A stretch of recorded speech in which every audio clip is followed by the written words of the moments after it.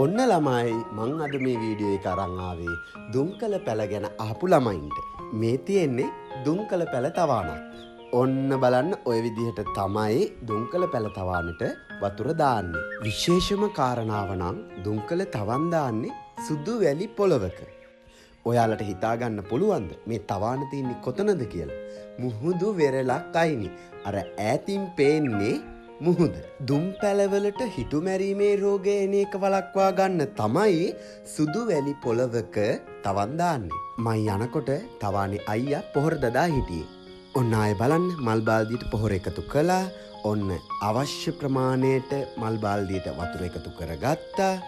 එයා එකපාර තවානට වතුර දාන්නේ නැහැ. දැක්කද? වතුර ටිකක් එළියට හලනවා. ඒ ඇයි කියලා දන්නවද? මල් බාල්දියෙන් වතුර වැක්කිරෙනකොට සමහර විට එකපාර පොදියක් වැක්කිරෙන්න පුළුවන්. එහෙම වුණාම තවානේ පැලවල මුල් හැරෙනවා.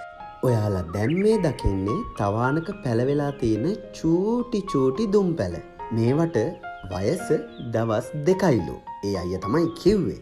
එතකොට පැලේ සයිස් එකේ හැටියට හිතා ගන්නකො මේකේ බීජේ සයිස් එක කොච්චරක් වෙන්නේ නැද්ද කියලා. මේ බලන්නකො ඒ පැල සේරම ලොකු වුණාට පස්සේ එකට පැක් වෙලා කොච්චර ලස්සනට පැදුරක් එළුවා වගේ පැල වෙලා තියෙනවද කියලා. මේ ඔයාලා දකින්නේ හිටවන සයිස් පැල. ඒ කියන්නේ ශේෂ්ත්‍රයේ වගාවකට සුදුසු ප්‍රමාණයේ පැල තමයි දැන් මේ ඔයාලා දකින්නේ. ඔයාලා කාට හරි දුම් පැල වුවමනාවක් තියෙනවා නම් මට මැසේජ් කළාට වැඩක් නැහැ.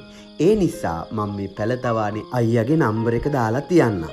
ඔයාලා එයාට කෝල් එකක් අරගන්න.